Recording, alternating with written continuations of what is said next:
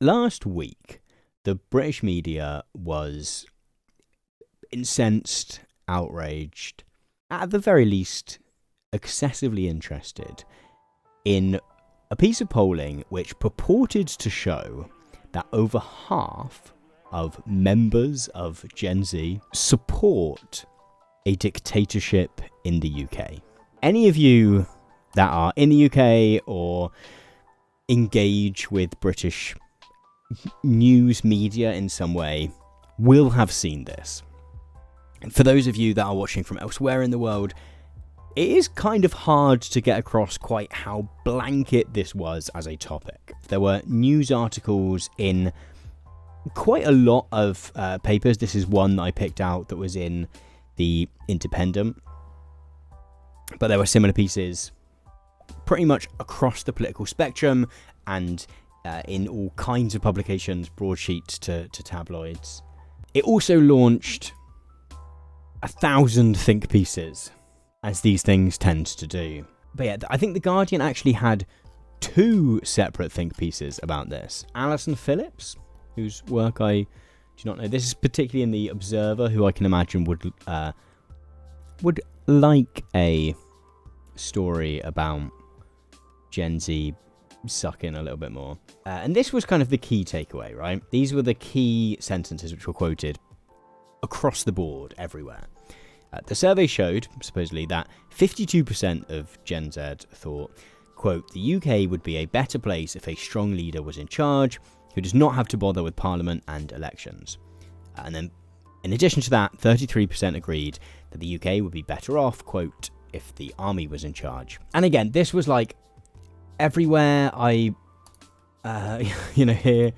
Here is an LBC article about it. The fact that David Mitchell is in the thumbnail of this Politics Joe podcast will quite possibly be a result of, I don't know, like them talking about that. Pod Save the UK also did a interview which was really good with Jimmy the Giant. And so a lot of the conversation, as we see in this Guardian article, as we see in this David Mitchell article, a lot of this kind of stuff from the sort of commentariat, as we were. Oh, Rex Rath giving another shout out for Jimmy the Giant there. A lot of the stuff from the quote unquote commentariat was broadly lecturing in some way, right? David Mitchell here saying, here's a shocking finding, Gen Z. Democracy isn't perfect. I was properly shocked, says David Mitchell. I thought the intellectual argument in favour of democracy is won. The majority of the global population doesn't live in functioning democracies, but most regimes at least claim to be a bit democratic. Which is interesting, right, as a data point. You know, not for much longer it seems. The coming generation can't see the point of all those time-wasting elections and parliaments. They want neither the reality nor the pretense of being involved. In a sense, they've brilliantly proved their own argument against democracy. If they are so wrong-headed, maybe it is better not to consult them. In a way, they're making a very clever satirical point, except they're obviously fucking morons. So this was one side of the debate around this data. The other side was the kind of the more sympathetic stuff. So like this interview with Jimmy the Giant and Pod Save the UK, or Politics Joe talks about it, I think, where they're kind of looking for, you know, if this was true, where this might have come from. I guess the sort of more sympathetic take which was coming from this, because it was like 13 to 27 year olds. So, you know, I like to think that I have learned a lot about the world, my place in it, how I would like it to be, etc. since I was 27. And yet, 27 is not young, is it? You have been able to vote for 10 years at that point. The sort of Pod Save the UK's, the Politics Joes, that sort of side of things, we're kind of trying to think of reasons why that might have happened. And I think there is a fair assessment that for someone who is 27, you know, particularly looking at the upper end of that age group, you've probably had quite a rough ride of it so far. Some of that rough ride of life being the broader happenstances of history, whether that is the COVID-19 pandemic, whether that's stuff like global inflation after the pandemic, which, yes, in many ways was politically, made possible, but, to what extent was it designed by anyone? And yet, even so, if you are 25, 26, 27, maybe democracy has not always given you the best results, as it were.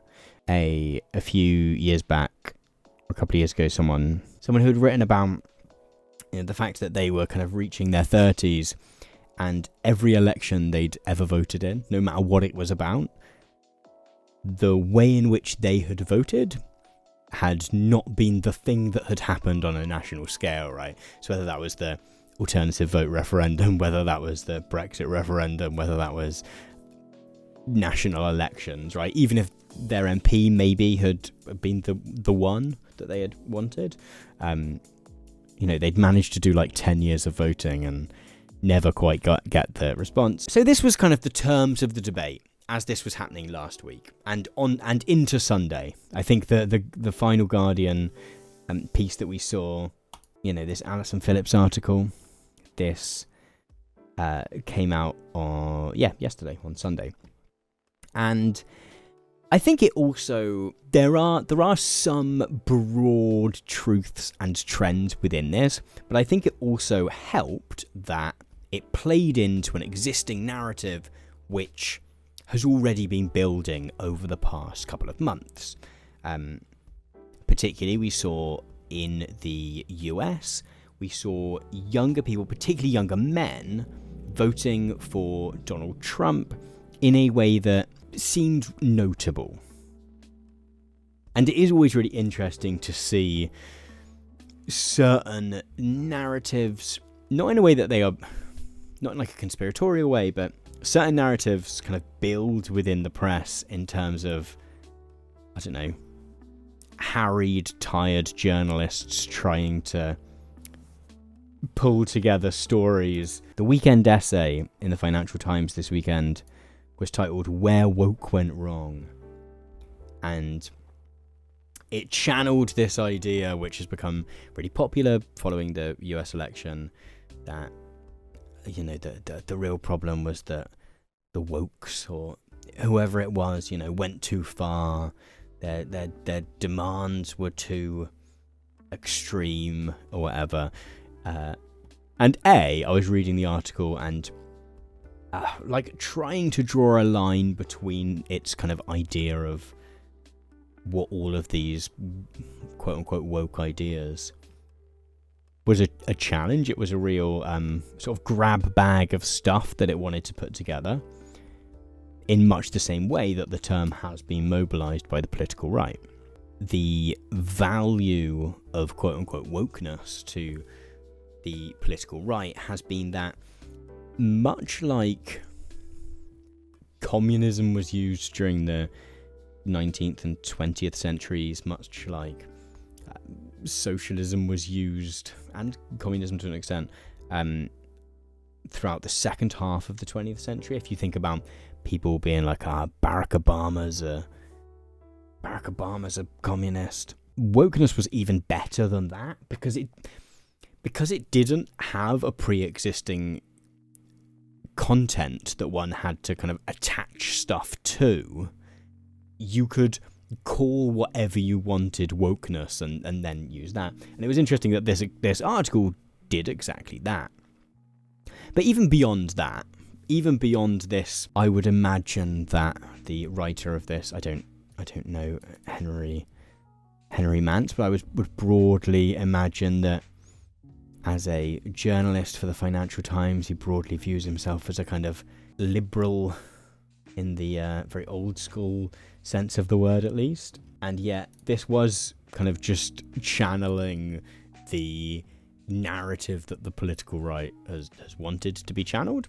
At the same time, it was really interesting to read from a point of view of it just not being particularly fresh and insightful. Probably every newspaper in both the US and the UK has at some point, at least over the past 2 months, if not over the past year, published an article somewhere along the lines of, you know, maybe the wokes really did go too far.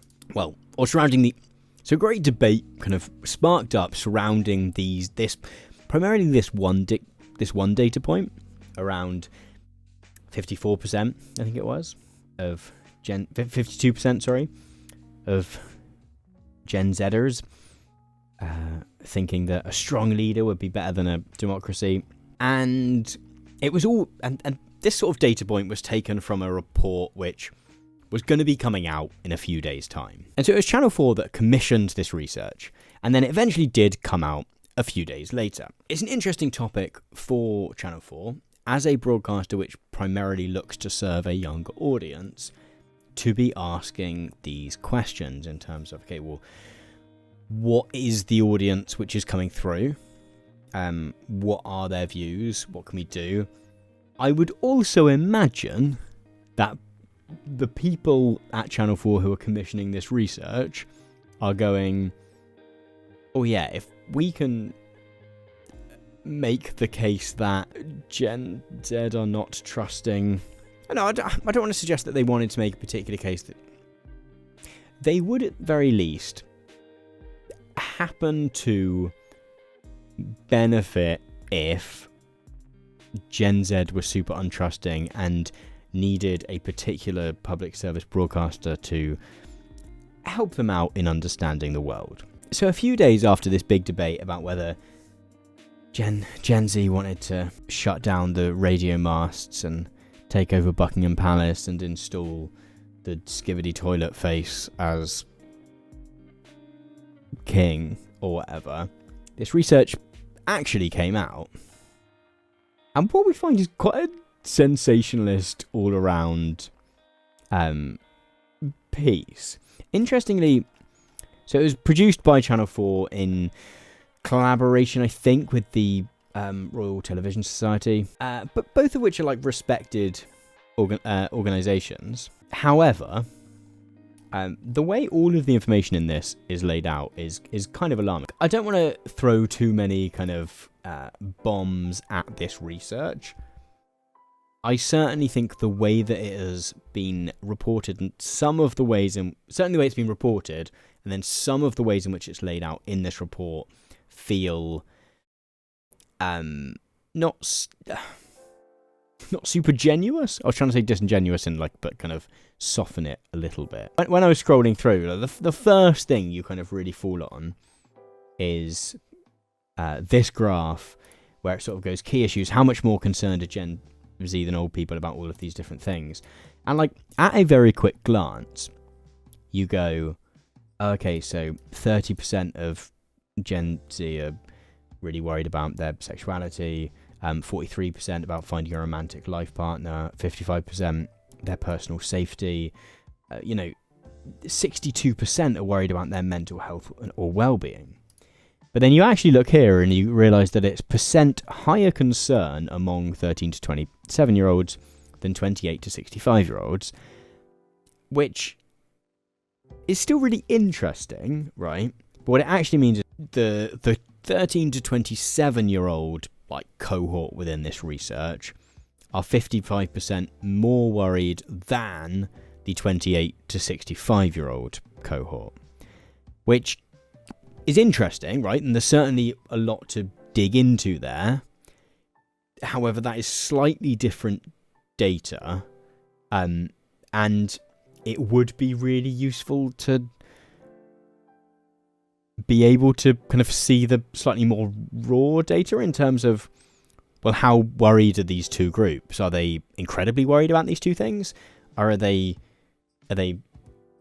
both reasonably, because if you read this in a certain way and you go, 63% of 13 to 27-year-olds are worried about their looks and appearance, that sounds really alarming. But if you read it in such a way that you go, actually, 13 to 27-year-olds are 63% more worried than 28 to 65-year-olds about their appearance, that's clearly not great, right? That's not a great place to be. But it's also probably something that has been true for a long time at least, right? That when you're 13 to 27 and you're really trying to impress people that you fancy and trying to be cool among people that you don't, that is something that, I don't know, yeah, that is something that is going to be occupying a lot of your time. I mean, if you're 15 and you don't have a job, then yeah, probably thinking about how cool you look might take up a reasonable amount of your time. However, when you are 28, particularly if you're like 55, there are a lot of 55-year-olds who care about how they appear. However, is it the most pressing concern? Possibly not. Maybe this is all explained later in the document. But if you are a journalist looking at this, that's not something you're going to come across. And lots of the caveats don't seem to have been provided in the advanced data which was given to newspapers. When you actually look at some of these, for example, so only 60% of 13 to 27-year-olds feel totally in control of the big things in their lives. That falls to 55% of 18 to 22-year-olds. 55%, sorry, trying to work out, so that's within the cohort, they're dividing that. Later on, we get stuff, so 55% of 13 to 27-year-olds feel that the UK is a country where being born into wealth is more important in getting ahead than hard work, skills, and talent, versus 41% of 45s to 65, which, I don't know, yeah, is a shift. I don't know how large that is. Young men sort of kicking back against the gains of women is a big part of this story as well. One of the things that is talked about here is these are graphs of both the number of men and women of 20 to, one of these is 20 to 24-year-olds, one of these is 21 to 26 years old, either the number that are in employment or the amount that they're paid, which this is always an interesting figure. So over the past few years, there's been data that young women tend to earn more than young men. And here it says real median income for 21 to 26-year-olds. Actually, throughout the 20s now, what quite a lot of research shows, I think this is definitely true in the US, this would seem to suggest it is also true in the UK, that women in their 20s are often earning more than men in their 20s. What tends to happen is that early sort of bump in earnings that tends to get reversed later on in life. So this idea of both Gen Z being quite radical and also like Gen Z boys and men being particularly so is a really clear part of the narrative aspects of this report. So for example, a growing gender divergence. This again is something we've heard a lot about recently.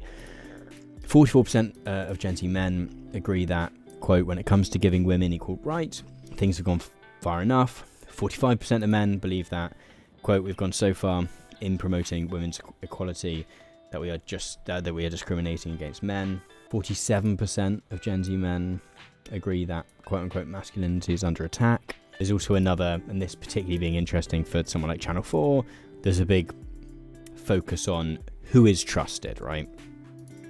So the BBC only gets 43% among 18 to 27-year-olds. It's down to 38% for 28 to 65-year-olds. And, friends' social media posts. Which, again, we might question what trust means in that scenario. But eventually, if we keep going, we find the data that really galvanized all this debate.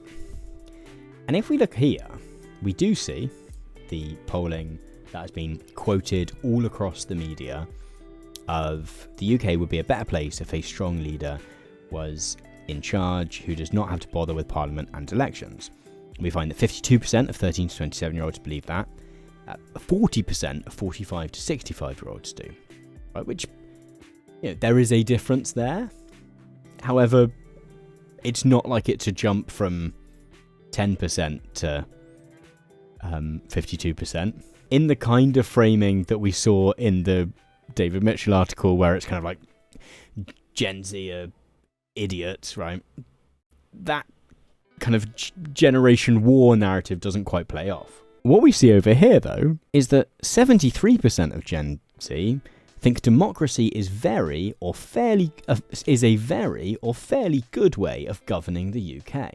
If you just quote this data, which, now I have not seen the press release which was sent out to promote this report, but the fact that this data over here, about 52% wanting a strong leader, which isn't the question. The question is, would the UK be a better place?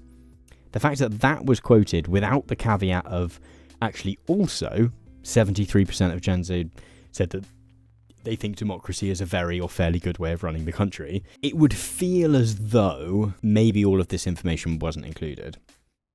I mean, we can also talk about the fact that this is all very eager to, you want to look at this compared to up in this sort of dead space up in this corner. What we actually see, though, is that 26% from this research, 26% of Gen Z, which I think it is still using as 13 to 27-year-olds. Obviously, that is muddy in terms of what do you call Gen Z. See the UK as a highly democratic nation versus 55% of the pre-war generation. But so what this data actually seems to suggest, is that this seems to stick out as a bit of an anomaly in comparison to the 73% things. So there's a couple of things about this which all of this debate just seems to have missed, and kind of intentionally, because again, this was data that was put out before the whole report was put out. One would be some of these results, okay, the entire way our society is organised must be radically changed through revolution, stuff like things. Like, they feel like maybe people have said that as their answer, regardless of whether they're actually going to join the revolution, right? They're like, yeah, in theory, I guess that would be the case.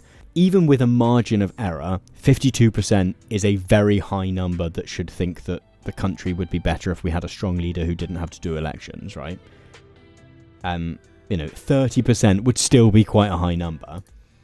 But even if we take those entirely as read, right, we have to take it within the context of 73% actually think democracy is a very or fairly good way of running the UK.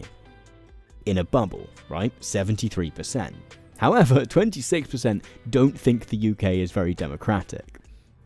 So what we've actually got is a scenario in which these answers are the result of people kind of wanting, thinking democracy is broadly good, yet not thinking the UK is a good example of a democracy. But anyway, to sort of round all of this off, the key sort of narrative of this bit of research, as you read through, is particularly this idea of young men kicking back against sort of social progress. That's the sort of thing that kind of really pops through. But then when you go further and you go down, they try and do this kind of dividing people up into groups. Polling research sometimes likes to do this. Whenever you have a election coming up and you hear people talking about Essex Man, you kind of hear these politicians or often journalists talking about the kind of stuff that politicians are saying and doing. It's often that they've had research done, and what they've done is to sort of wrap the research up into something useful is that they come up with these sort of stereotypes, these sort of model people from within the research of kind of particular, who all have sort of particular shared attributes, and they're like, yeah, to win the next election, the Labour Party need to win over Essex Man. Right, who is this? And the Essex Man, as a political figure, is an example of a type of median voter and was used to help explain the electoral successes of Conservative Prime Minister Margaret Thatcher in the 1980s.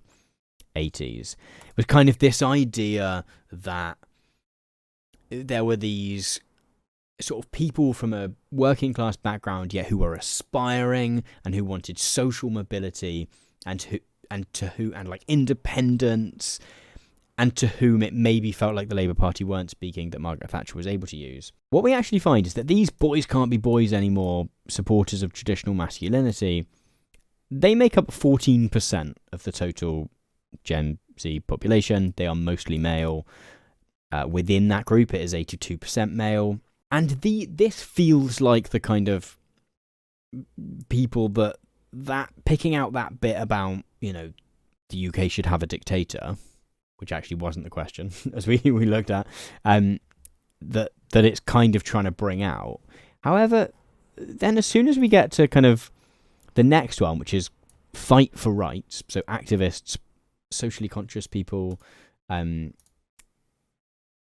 Zers who are dedicated to equality, fairness and social justice, well, this group's 12% of the total population, which is a couple of points lower than boys can't be boys, but isn't way off.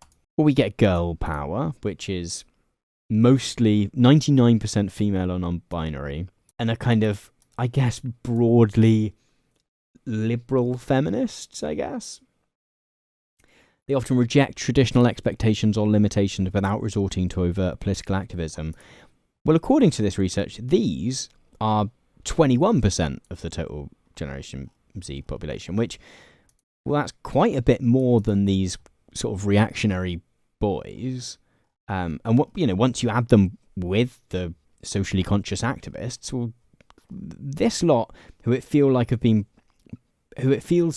placed at the center of the research, are kind of they're just not they're so far from the majority.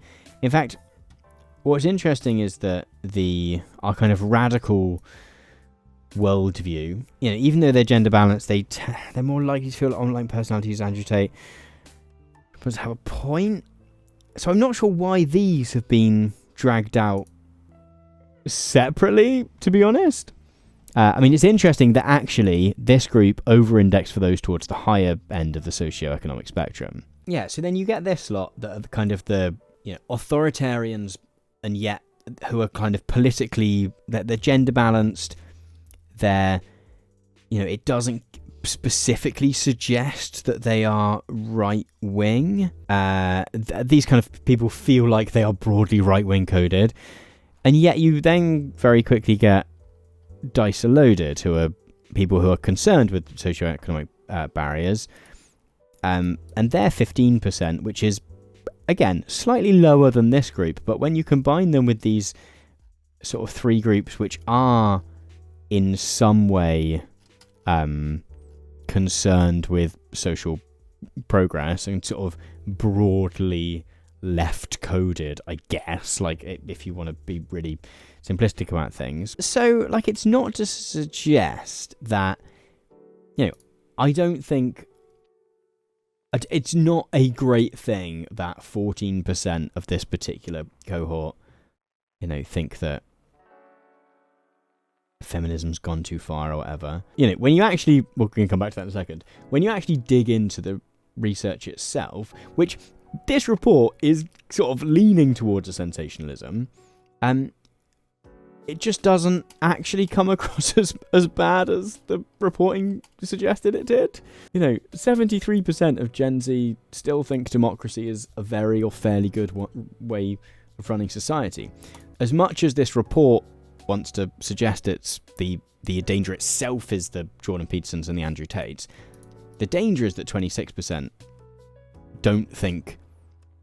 Sorry, that only 26% think the UK is very democratic, that they feel like they are not getting... they're not getting heard, they're kind of... The social contract in terms of democracy should try and deliver for the most people that it can at different times. That is the thing which seems to have collapsed.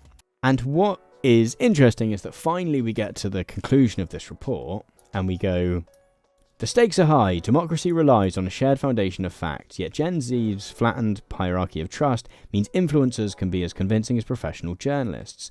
A relentless cycle of quote-unquote ambient news risks boredom and disengagement, further undermining civil discourse. This is where public service media has a crucial role to play. By providing credible, balanced and contextual information, we can foster an environment where the truth stands out amid the noise. Public service media organisations are uniquely positioned to counter sensationalism with nuance and clarity, bridging divides and restoring faith in shared facts. We must invest in innovative storytelling formats that meet Gen Z where they are on social platforms, whilst upholding accuracy and due impartiality. So what we end up is a slight inflation of a bunch of issues to write a report which can end with, and that's why Channel 4 should continue to be funded. And I'm a really big fan of Channel 4. I really like the stuff they make. Yet reading this, I kind of hate them. Like, what is this?